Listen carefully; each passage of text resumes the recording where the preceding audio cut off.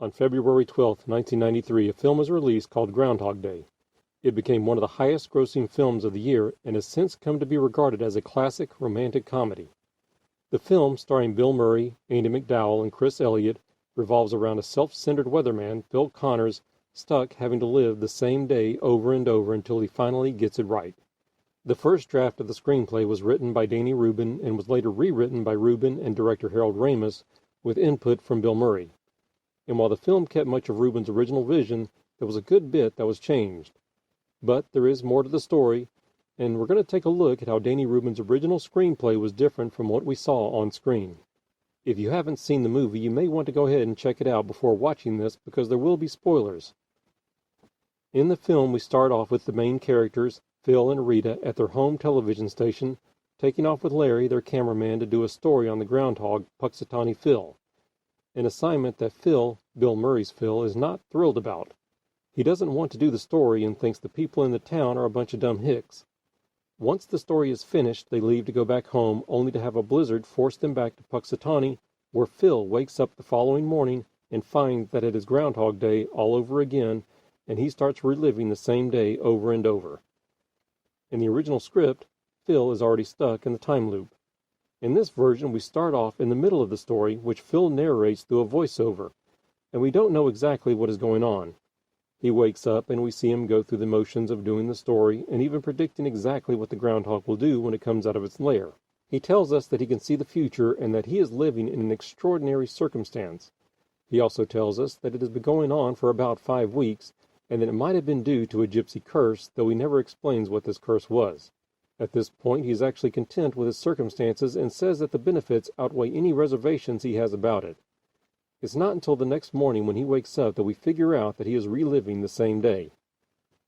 Larry's part was a bit smaller. The character of Larry the cameraman was played by Chris Elliott, and he was actually in the film a pretty good bit, adding to the comic flavor and the story. In the original script, he isn't as big of a presence. He is not in as many scenes as he is in the movie. He is also described as an old cameraman as opposed to Elliott, who was in his 30s at the time. Rita had a boyfriend, or at least an acquaintance. There are a number of scenes with Phil and Rita at the diner where a guy named Max comes in to take Rita on a drive. It's never really explained if he has a boyfriend who drove up to meet her there, or someone she has recently met, but he keeps taking Rita away, which annoys Phil because he is trying to get to know her better, and later finds that he is falling in love with her. It is also Max's car that Phil sabotages in order to get her to stay in town, while in the film it is the news van.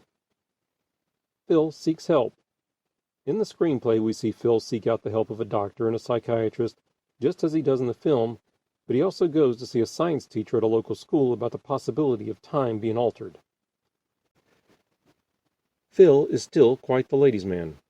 In the movie, we see him stop and quiz a woman about her background. Also, he could run into her and pretend that he knew her in high school and get a date. In the original script, he does this with a number of ladies in town. This is also part of the reason why he robs the armored car.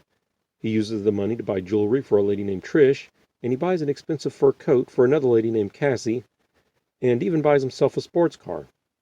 We do see a hint of this in the final film when Phil shows up driving a date to the movies in a Mercedes just after stealing the money. Phil measures how much time has gone by with books. In the movie, we have little indication of how much time has passed. In the original script, however, the dining room of the bed and breakfast is an old personal library with shelves full of books. To mark time, Phil reads 1 page out of a book each day and counts the days by the number of pages, and we can tell the passage of time by what row of books he is on. At one point, he says he has read 16 novels, 12 books of poetry, 9 history books, 20 romance novels, the Time Life series on home improvement, and a high school yearbook. Phil tries to escape from the town. Out of desperation, Phil just tries to leave town, hoping that this will break the spell. But every road he tries to go down is blocked by the blizzard. In one scene, he even tries to help shovel out a snowbound snowplow. He tries walking and ends up dying in the snow. He tries a snowmobile. He even tries to hire a private plane with the money that he stole from the armored car, but the pilot says that the trip is too dangerous. Finally, he reads up on flying and steals a plane, only for it to end up upside down in a tree. Ned's role is slightly different and not as good. The character of Ned Ryerson has become a fan favorite, mostly due to the over-the-top performance of actor Stephen Tobolowsky, who played him. The character is so well liked that Tobolowsky said that people still call him Ned, but the role was originally a bit smaller and not as funny. In the film, we see Phil meet up with Ned on the street a number of times, and he eventually punches him. In the original script, however, he punches him a few times before we even know who Ned is or what he does. It's not until later in the story, when he actually starts his transformation into a better person, that he becomes nicer to him. Phil ends up spending most of the day with Ned, and Ned even accompanies him to his piano lesson, where Ned informs Phil and the instructor that he can ensure hands. And then Phil and Ned have dinner together. The transformation scenes are slightly different. Just as in the movie, it is Rita's idea that this time loop might be a good thing. This causes Phil to turn around and start learning new things and becoming a nicer, less self-centered person. Just like in the movie, he performs some good deeds, but they are a little different. He helps an old lady with her groceries, he fixes a man's car, he plays basketball with some kids, and even performs surgery. It is Rita's curiosity that makes her fall in love. In the movie, the turning point for Rita is the part where she goes to a party in town and finds out how much everyone loves Phil, and that her perception of him may be wrong. But in the original script, Rita gets curious about what is going on with Phil and starts to follow him. She sees him catch the boy falling from the tree and sees him making balloon animals for children at a hospital. Instead of finding him at a party, she follows him to a wedding. The wedding of the same young couple we meet in the film who would not have gotten married if not for Phil. Just like in the movie, he gives them tickets to WrestleMania, but since Phil is a changed person by this time, it is unlikely he bought them using money stolen from the armored car. When Rita apologizes for barging in on his day, he tells her how he feels, that he has been waiting for her for 1,000 years, and that he dreams about her every night.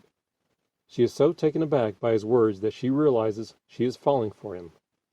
Just like in the movie, he wakes up the next morning fearing that it will be the same day again, but realizes that the spell is broken when he finds her lying next to him. The film ends with the two of them leaving the bed and breakfast and walking off down the street together. The ending of the original script is very similar, except that we see the two of them walking through town. In the background, however, we also see Max arguing with Ned. When Ned won't leave him alone, Max punches him. Those are just a few of the changes that were made to create the film that everyone loves today. And while Danny Rubin's original vision was very unique, I think many of the changes helped to make it a better movie. To his credit, director Harold Ramis kept Rubin involved in the rewriting process for two reasons. One, because he felt that Rubin's writing was so good, and two, because as a writer himself, he had experienced how a writer's vision can change when it gets to the screen. Ramis even credited Rubin's presence in the rewrites for the quality of the film. And now for a few bonus differences. Instead of testing reality by breaking a pencil and putting it on the nightstand, Phil paints his room red. He counts the cracks in the town sidewalks and gets up to 2,675 before he is interrupted by a handful of kids making fun of him. He buys a gun and tries to kill the groundhog, but misses. It's not ice that Phil learns to sculpt, but marble. In fact, he tries sculpting using the marble pillars in front of the local bank, only to cause the front of the building to collapse. He goes to a local church and begs God for help. And at one point, he cuts down the tree before the boy falls out of it, to trim down on the time he spends helping people. Thanks for watching. If you like this video, be sure to hit the subscribe button and visit the channel again to find out what subject we'll explore next.